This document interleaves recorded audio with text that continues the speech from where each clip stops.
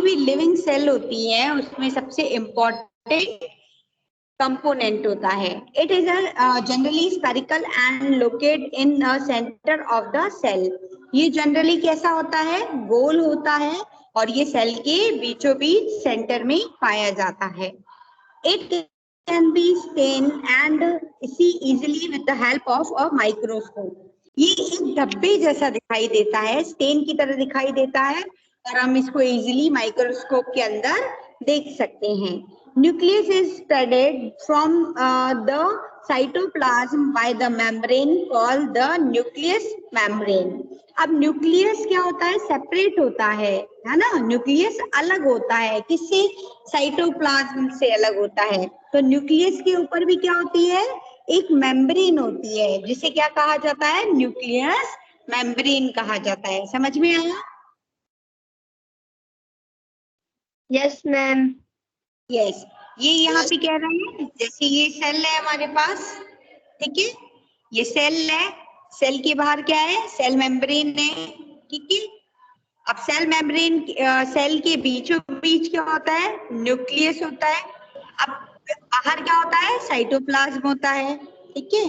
अब यहाँ पे कह रहे हैं न्यूक्लियस के बाहर भी क्या होती है, एक मेम्ब्रेन होती है जिसे क्या कहा जाता है, न्यूक्लियस मेम्ब्रेन कहते हैं। हाँ, ये क्या करती है, ये साइटोप्लाज्म को और न्यूक्लियस को मिक्स नहीं होने देती है, सेपरेट रखती है न्यूक्लियस को। Is that clear all of you?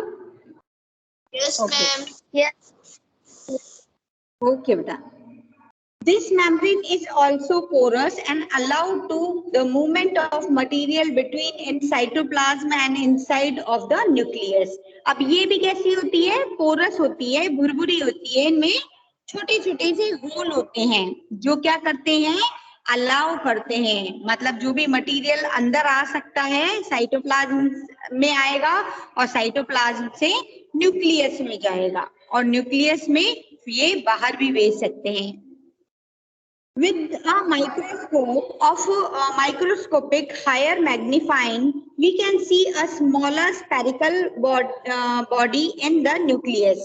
अब जो बहुत ही अच्छे जो माइक्रोस्कोप होते हैं उनसे हम इसको न्यूक्लियस की बॉडी को जो कि गोल होती है इसको आसानी से हम देख सकते हैं। It is called the nucleus, और ये कौन क्या होती है, ये न्यूक्लियस होती है। In addition, nucleus contain thread-like structure called chromosome. अब न्यूक्लियस के अंदर क्या होता है, थ्रेड-लाइक स्ट्रक्चर, मतलब धागे जैसा स्ट्रक्चर होता है, उसे क्या कहा जाता है, क्रोमोसोम। इसको अंडरलाइन कर लो।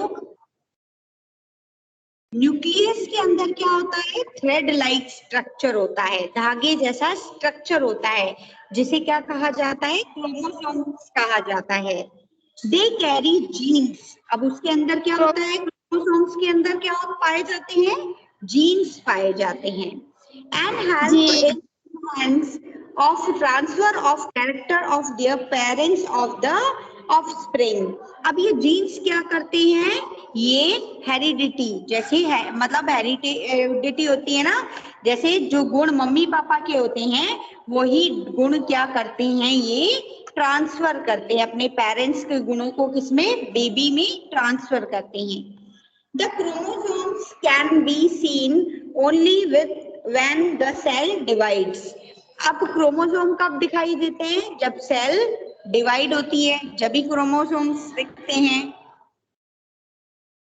देखो हमने क्या पढ़ा था, सेल पढ़ा था, सेल में बाहर क्या होती है, सेल मेम्ब्रेन होती है, सेल के अंदर क्या होती है, साइटोप्लाज्म, बीच में क्या होता है, सेल के न्यूक्लियस। यस। अब न्यूक्लियस के अंदर क्या पाया जाता है,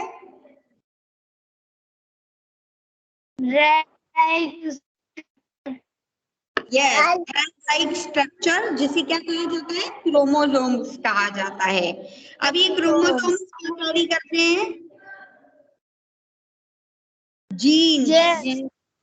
क्या मैम? जैसे मम्मी पापा के जीन्स होते हैं ना, उनको कैरी करते हैं, और जो ये ट्रांसफर करते हैं उनके गुणों को, है ना, कैरेक्टर से।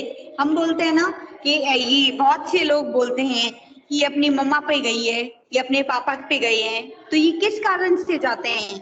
मम्मी पापा के जीन्स जब हमारे में आते हैं इसीलिए जाते हैं ये, है ना। इसलिए हम कह सकते हैं कि ये हमारी मम्मी के ऊपर गई है, ये पापा के ऊपर गई है। तो उस ओके, अब पढ़ेंगे हम जीन्स। जीन्स क्या होता है? Genes is a unit of enhance in living organism. Genes एक यूनिट होती है जो कि लिविंग ऑर्गेनिज्म में पाई जाती है। It control the transfer of a heredity characteristic from parents of to offspring. अब ये क्या करते हैं? जीन्स क्या करते हैं? कंट्रोल करते हैं जो हमारी पीढ़ी दर पीढ़ी कैरेक्टरिस्टिक होते हैं अपने पेरेंट्स के, उनको। This means that your parents pass someone of their characteristic on you. मतलब इसका मतलब ये है, जैसे आपके पेरेंट्स हैं उसमें उनसे ही आप में वो गुण आए हैं, वो कैरेक्टरिस्टिक आई है। If your father has brown eyes, you may also have brown eyes. अगर आपके पापा की ब्राउन आईज है तो आपकी भी कैसी होगी? ब्राउन आईज होगी। If your mother has curly hair, you might also end up having curly hair. अगर आपकी मम्मा के कर्ली हेयर है तो आपके भी लगभग कैसे होंगे? कर्ली हेयर ही होंगे। However, the different combination of genes from parents result in different characteristic. अब यहाँ पे बोल रहे हैं कि कैसे different characteristic आते हैं हमारे पेरेंट्स से हमारे में, और इसके रिजल्ट कैसे different characteristic होते हैं।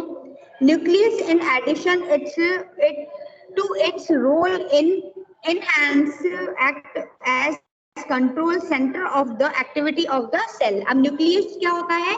ये एडिशन करता है। किसका एडिशन करता है? रोल ऑफ एनहांस का, जो कि एक control centre of the activity ये करता है। The entire content of a living cell is known as protoplasm. और जो एंट्री होती है और जो कंट्रोल ये कंटेंट होते हैं लिविंग सेल्स में, उसको किस नाम से जाना जाता है? प्रोटोप्लाज्मा के नाम से जाना जाता है। Protoplasm includes the cytoplasm and the nucleus. हाँ, प्रोटोप्लाज्मा। अब ये क्या इंक्लूड करते हैं इसमें? साइटोप्लाज्मा और न्यूक्लियस इंक्लूड करते हैं। Protoplasm is called the living substance of the cell. और प्रोटोप्लाज्मा को लिविंग सब्सटेंस कहा जाता है सेल का। Paheli wants to know if the structure of nucleus is the same in cell of plants, animal and bacteria. पहली ये जानना चाहती है कि जो ये न्यूक्लियस होता है वो प्लांट्स, एनिमल्स और बैक्टीरिया में सेम होता है। तो देखेंगे हम। The nucleus of the bacteria cell is not well organized like the cell of multicellular organism. अब हमने क्या पढ़ा था? जो मल्टी सेलुलर होता है उनमें बहुत सारी सेल्स होती है, और जो यूनिसेलुलर होते हैं उनमें केवल एक सेल होती है। तो जो ये न्यूक्लियस होता है वो बैक्टीरिया की सेल्स में वो आसानी से हम देख सकते हैं।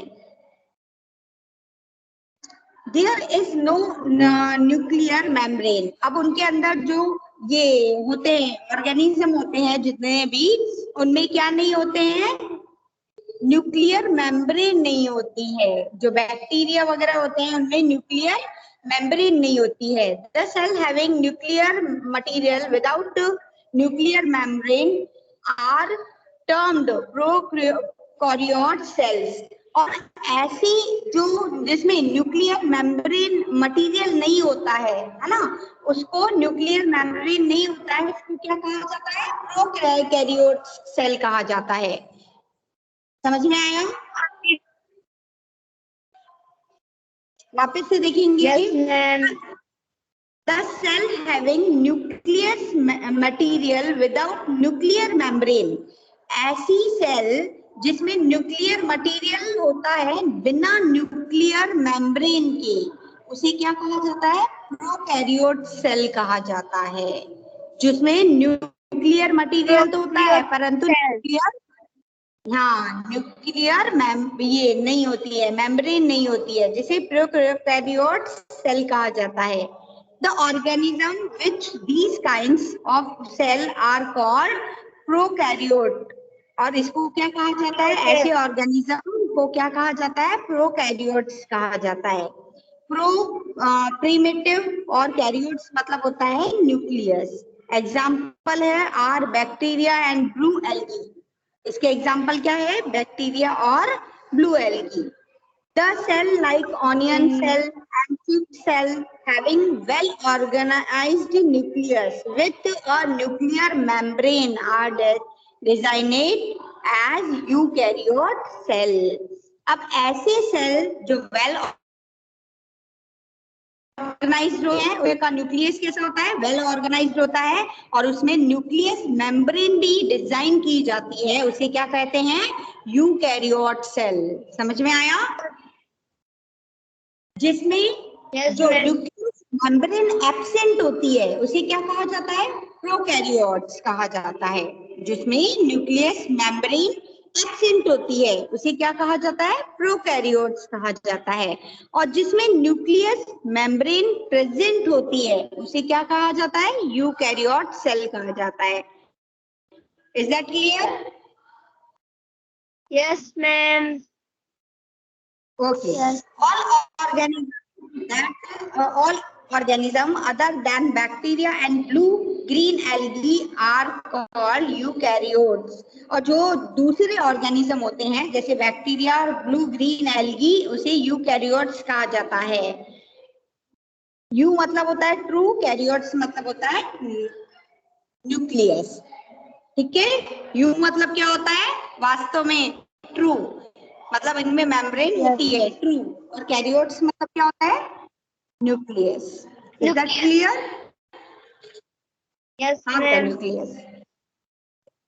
While observing the onion cell under a microscope, did you notice any blank looking structure in the? अब यहाँ पे बोल रहे हैं जब आपने अनियन को माइक्रोस्कोप के अंदर देखा था तो आपको कोई ब्लैंक लाइक स्ट्रक्चर दिखाई दिया था साइटोप्लाज्म में? It is called vacuoles. ये क्या कहा जाता है? वैक्यूल्स कहा जाता है। It could be a single and yes, it could be a single and big as in an onion cell। अब ये क्या होता है? या तो सिंगल होता है या बिग होता है अनियन सेल में। चिक सेल हैव स्मॉलर वैक्यूल्स। जो चिक सेल होती है उसमें ये वैक्यूल्स कैसे होते हैं? छोटे होते हैं। Large vacuoles are common in plant cell. Plants में कैसे वैक्यूल्स होते हैं? बहुत बड़े बड़े। Vacuoles in animal cell are much smaller. जो वैक्यूल्स होते हैं एनिमल्स में जो वैक्यूल सेल होते हैं वो बहुत ही ज्यादा छोटे होते हैं।